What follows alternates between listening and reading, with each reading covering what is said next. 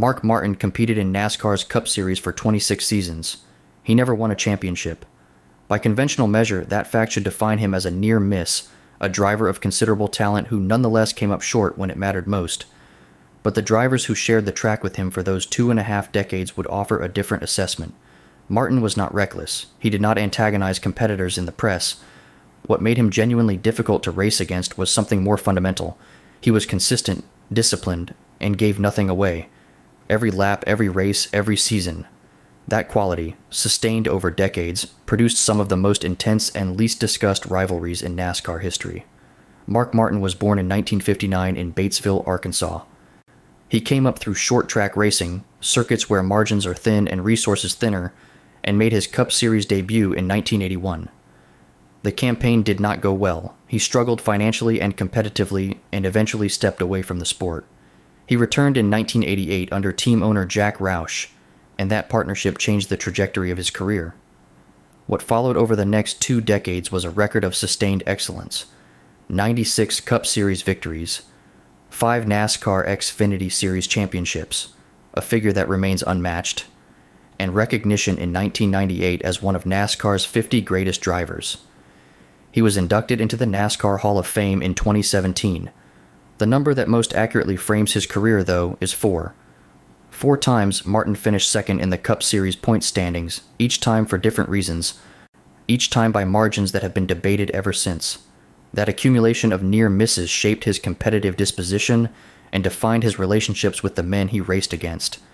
He was not in the field to compete. He was there to win. The drivers who stood between him and the championship understood that clearly.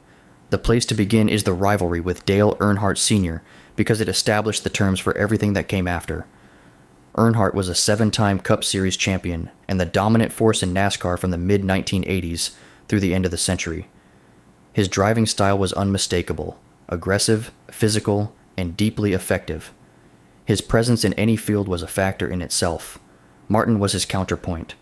Technically precise, composed under pressure, and unwilling to concede a position he had earned. The 2 men were not enemies. The record does not support that reading. What existed between them was more accurately described as mutual professional respect, held in tension by fierce competitive interest. A combination that produced some of the best racing of that period. The critical moment in their rivalry came not from a collision or confrontation, but from a rule-book decision. In 1990, Martin was competing for the championship and entered the race at Rockingham, North Carolina as a genuine title contender. During that race, his team received a 1-lap penalty for a technical infraction, a relatively minor violation that, under other circumstances, would have carried little consequence. Given the timing, the cost was severe. The penalty removed 5 championship points from his total. At the end of the season, Martin finished 26 points behind Earnhardt in the final standings. The call has been debated by NASCAR historians for decades. Martin did not contest it publicly. Those present at the track that day have said his restraint was notable, though not mistaken for indifference. Earnhardt, for his part, acknowledged Martin on multiple occasions as one of the most demanding competitors he faced, a driver who was clean, hard, and uncompromising. That acknowledgement did not alter how Earnhardt raced. It never did. The championship that year went to Earnhardt, and the 5-point gap at Rockingham remained the difference. Jeff Gordon joined the Cup Series in 1992. He was 20 years old. By 1995, he was a champion. Gordon was fast, commercially appealing, and arrived at precisely the moment NASCAR was expanding its national footprint. As the sport invested in him heavily, as a driver, as a face, as a long-term asset. Over 7 seasons, he won 4 championships: 1995, 1997, 1998, and 2001.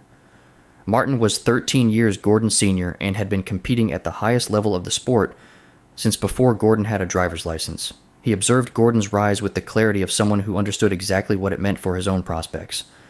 The 1998 season was the sharpest point of friction. Martin produced one of the strongest statistical performances of his career. Consistent, precise, and largely without fault. Gordon won the championship regardless, and Martin finished 3rd in points. The outcome was not the product of a specific incident. There was no defining collision, no public dispute. The rivalry operated at the level of accumulated circumstance. 2 drivers of historical caliber competing in the same era, in a sport that awards 1 title per year. Later, the two men became teammates at Hendrick Motorsports. They shared resources, a pit wall, and organizational goals. By credible accounts, the competitive tension between them did not disappear. Years of direct competition do not dissolve because the organizational chart changes. The rivalry with Rusty Wallace is less frequently examined, and that gap in the historical record is worth addressing. Wallace won the Cup Series championship in 1989. He was aggressive, vocal, and technically accomplished, a driver who imposed himself on races rather than reacting to them. In many respects, for he and Martin came from the same competitive background. Both built careers the hard way, both operated at the front of the field during the same period, and both were unwilling to accept a subordinate position on the track. For stretches of the late 1980s and early 1990s, the two men maintained a degree of professional goodwill. It was the kind of relationship that forms between competitors who operate at similar levels. Respectful without being close, amicable without being unconditional. Wallace's driving style created friction with Martin that went beyond ordinary racing contact. Martin held a clear standard for what constituted acceptable competition, physical, demanding, but ultimately accountable. In his assessment, Wallace sometimes operated outside that standard.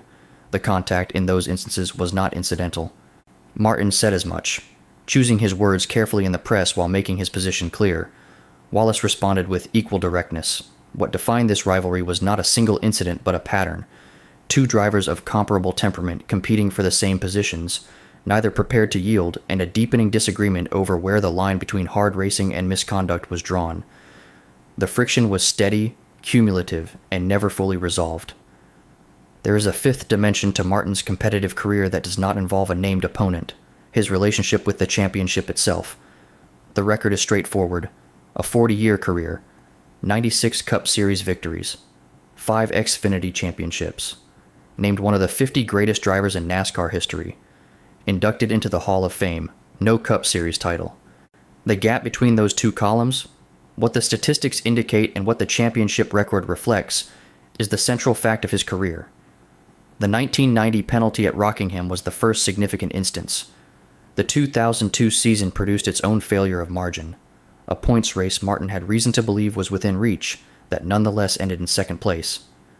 In 2009, at 50 years of age, his designated farewell season, Martin competed for the championship into the final weeks of the year before finishing second again. There is a category of competitor in professional sport for whom the statistical case is unambiguous. Peer recognition is consistent, and the defining prize nonetheless fails to arrive. Martin belongs to that group. The near misses did not accumulate into a championship. They accumulated into a career that is evaluated, debated, and measured against what did not happen, which is itself a form of distinction, though not the one he was pursuing. Taken together, these rivalries describe a driver whose competitive approach was consistent, uncompromising, and entirely independent of external approval. Against Earnhardt, he held to his standard in the most pressurized circumstances the sport produces and did not deviate. Against Gordon, he continued to compete at the highest level well past the point when a lesser driver would have accepted a reduced role. Against Wallace, he maintained a clear position on the ethics of competition, and held it regardless of the professional cost. The championship he did not win is part of the record. So are the 96 victories, the 5 Xfinity titles, and the Hall of Fame induction. When Martin accepted that recognition in 2017, he was measured and direct, grateful to the people who contributed to his career, not interested in revisiting the seasons that fell short. That, too, was consistent with how he had always operated. The full record, what he achieved, what he did not, and how he conducted himself throughout, is what the sport has to evaluate. It has been evaluating it for 30 years, and the conversation has not closed. Mark Martin competed for 26 seasons in NASCAR's Cup Series without winning the championship. Dale Earnhardt raced him as a primary threat. Jeff Gordon spent years competing against someone who refused to accept a secondary position. Rusty Wallace found in him an opponent who would not be moved. At 50 years old, in what was framed as his final season, he nearly won the title.